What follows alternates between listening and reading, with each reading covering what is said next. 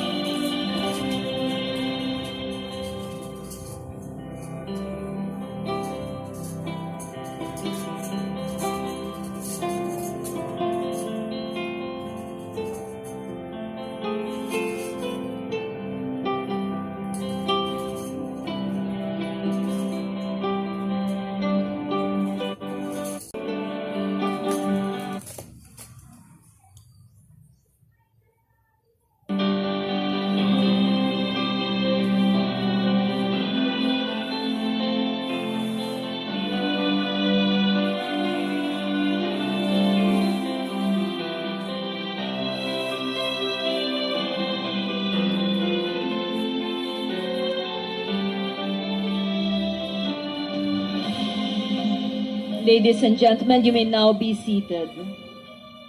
To formally begin our program, may we call on the Executive Director of the American Chamber of Commerce of the Philippines, Mr. Eb Hinchcliffe, to deliver his welcome remarks. Mr. President, on behalf of the Joint Foreign Chambers of the Philippines, really our deepest appreciation of you taking time from your busy schedule. I think all of us know exactly how busy you are, and for you to take time today to be with us, we're truly honored, so thank you so much. And if I could just let me recall who the refresher member about the Joint Foreign Chambers. We are made up of the American Chamber, the Australian-New Zealand Chamber, Canadian Chamber, European Chamber, Japanese Chamber, Korean Chamber, and of course, Pabudi with the foreign headquarters of multinational companies. Today, we're celebrating our 11th anniversary for this forum. I have to say this is our pleasure today because, Mr. President, you're only the second president to grace us with your presence. So that means we greatly appreciate you being here. Thank you so much.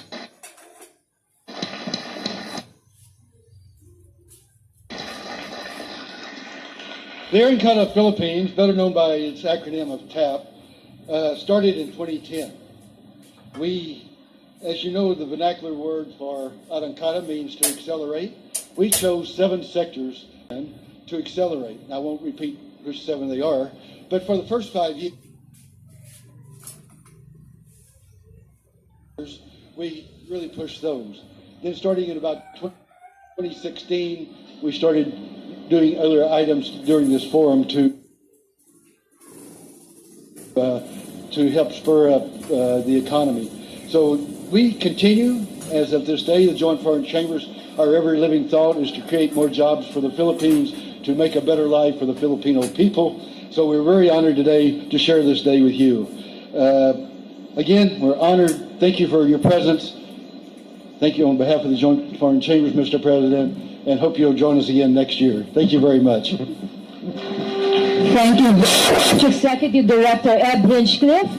Now this year, at this point, ladies and gentlemen, the President of the Republic of the Philippines, His Excellency Ferdinand R. Marcos Jr.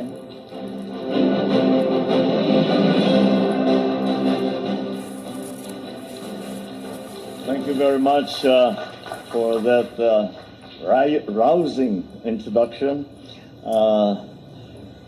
I'd like to greet Her Excellency, the U.S. Ambassador to the Philippines, Her Excellency Mary Kay Carlson, the heads of the Joint Foreign Chambers of the Philippines, my fellow workers in government, the distinguished guests, ladies and gentlemen, good afternoon. Magandang hapon po sa inyong lahat. I would like, first of all, to ask that you extend to John our congratulations for this award that he richly deserves for all the service that he has done, not only for for American business interests in the Philippines, but for all the economic activity that he has initiated, that by his hand had initiated here in the Philippines to the benefit of the Philippine economy. And I was very sad to hear that he is unwell. but please extend to him, say that our thoughts and our prayers are with him, and we hope he will be feeling better soon.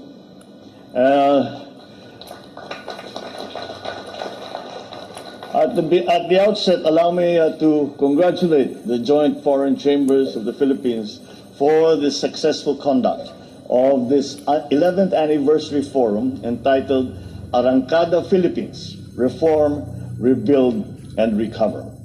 It is certainly commendable that you have created a platform that encourages open dialogue and collaborative engagement amongst business persons, industry experts, investors, diplomats, and government officials. It is likewise encouraging to see your willingness to work together with the government towards addressing these challenges so that we can further accelerate our country's inclusive growth and economic momentum. I can say that it is particularly important to this administration as when it comes to the economy. I think one of the main centerpieces in policy changes that we have made is the openness towards PPPs, towards joint ventures, towards more G2G partnerships, and the central role that we see that the business sector, the private sector, will play in the next few years for the development of the country. And certainly, we are always looking, especially in the Philippines, because we still have a imbalance, shall we say, in terms of contributions to the GDP. It's very highly skewed towards the service to services, and so we would like to build up manufacturing. And the manufacturing sector, I think that with 107 million Filipinos, it is a sufficient market to develop. We always talk about import substitution, and we try to favor those industries that are export-oriented, and that's valid. But I think it is also time to look inwards into the domestic market here and develop our manufacturing capabilities, develop those markets, the local markets, and for that, we need the private sector to come in. As when we talk about manufacturing, we are talking about capital-intensive investments. And that is something that we are hoping will be, again, a driver for our economy in the next few years. On our part in the government, we have listened to the chambers of commerce about what are the difficulties that you have been facing, and I think that we can enumerate them very quickly. The ease of doing business, number one. I just came from ARTA, the anti-red tape authority, and they are working very, very hard to make the ease of doing business in the Philippines a much better situation. We have improved, but we have a ways to go for that. That we talked about digitalization and how important that is going to be to improve the ease of doing business. A more ticklish problem is that of energy, which is another one that keeps coming up, and especially with the volatility in the markets now, especially when it comes to fuel, that has become even more severe problem than it used to be. But we are working on it. But it is a long-term. It is a long-term program in terms of supplying, producing more energy, especially in the midst of our commitments to the international community to move the mix from traditional fossil fuels to renewables. Again, even renewables take time. A power plant takes 6-7 years to build, but we will begin it. And I'm not concerned whether or not they will come online in my term, but I think that whenever they do come online, we have to start now. And that has been upon the urging, partially, certainly upon the urging of the joint chambers and to realize that this problem is holding us back when it comes to FDI, when it comes to even local investments. So we have tried to create a partnership, closer partnership with the different chambers of commerce, because once again, I consider the participation of the private sector as we reclaim our economic position in the world. I consider the participation of the private sector, both local and foreign, to be absolutely key to our success. So that is why we must continue this partnership between the chambers of commerce, the private sector, and government.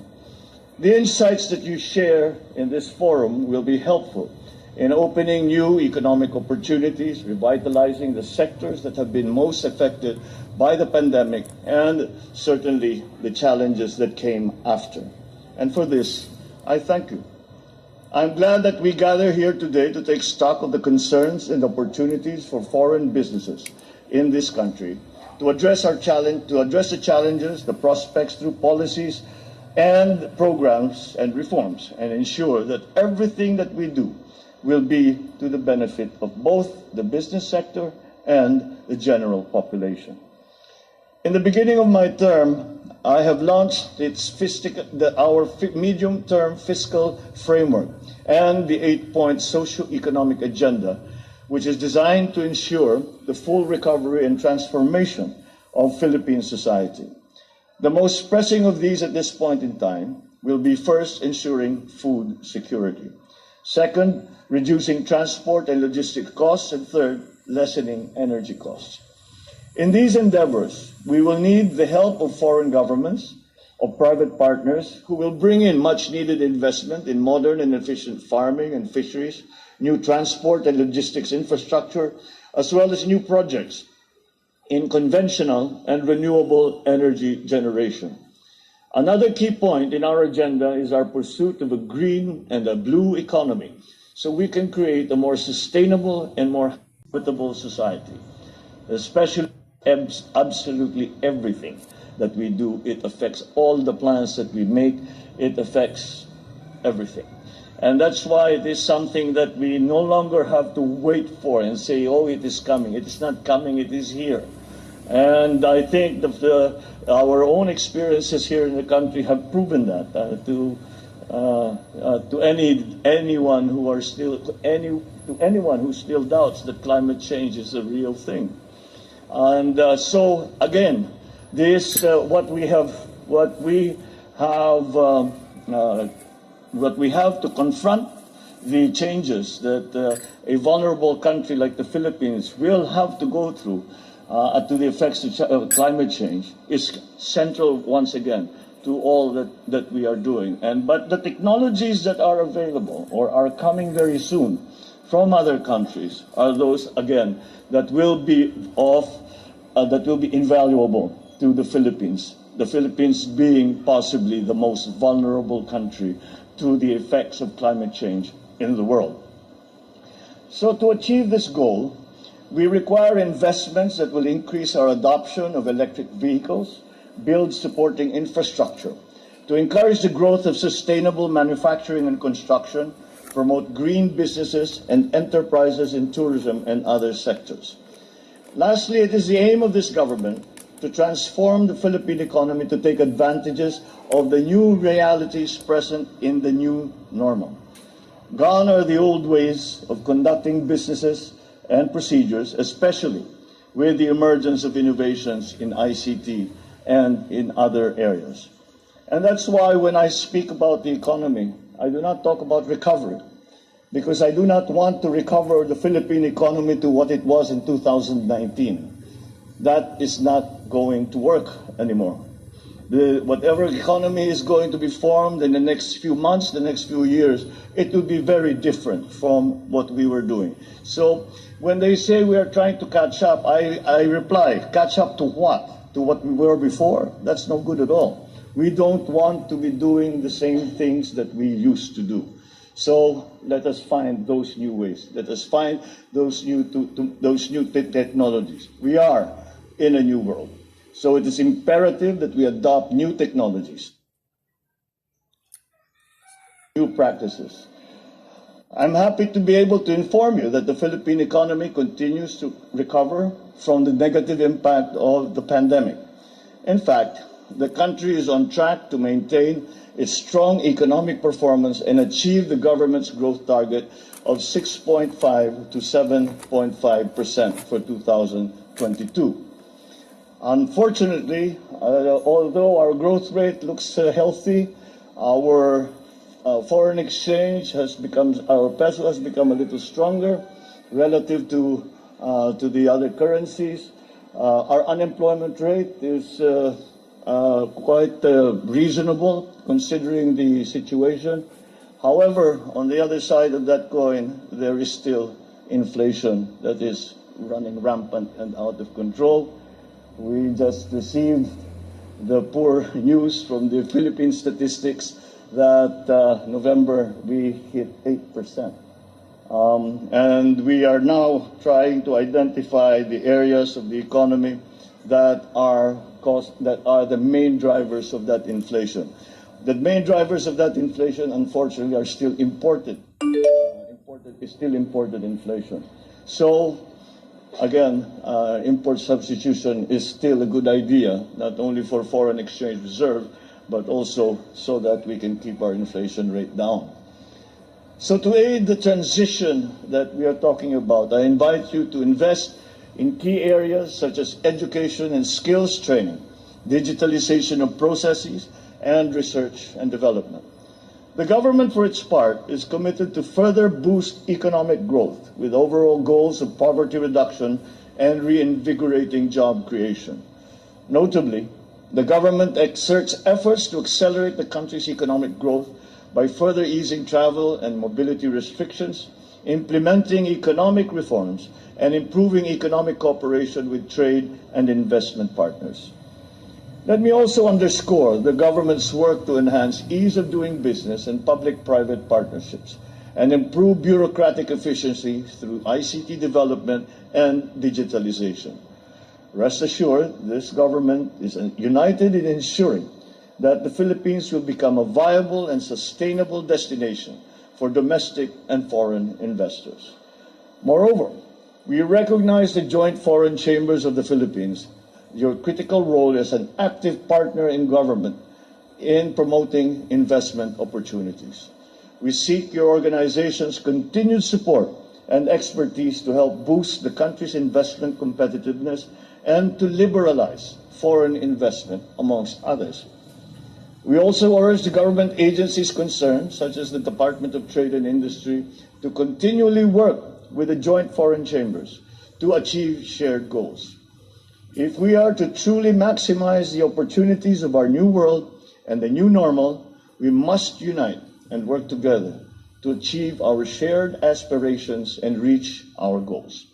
Working as one, let us become instruments in establishing a more developed, inclusive, and sustainable society for the benefit of the present and succeeding generations to come. Thank you very much, and I sincerely wish you success in all your endeavors. Maraming salamat po at magandang hapon po sa inyo lahat. Thank you very much to our dear President.